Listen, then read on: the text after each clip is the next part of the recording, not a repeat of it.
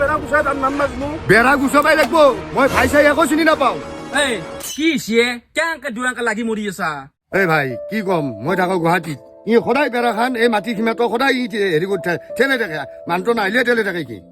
এই তই লাজ নাপা হা ও চিনাকি তই মাজত নোসোমাবি আমাৰ ভাইহে মামলা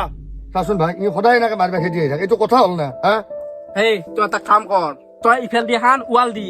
ৰ তই ৱাল দিবা কৈছা এই ৱাল খান দিয়ান্তে কিমান খৰচা আহে জানা মিনিমাম 1 লাখ 1.5 লাখ টকা লাগব মই ক'ত পাম এই তোক কোনে কৈছে এই ৱাল খান দিয়ান্তে যি 1.5 লাখ টকা খৰচা হব তোক মই 50,000 টকাত কৰি দিম লাগব না ক'ত পাই যো তো এই এইগিলা চাহ তোক কোনখান লাগে ও ভাই কিন্তু মই 1 মাহ 1.5 মাহ ৰখবা নৰো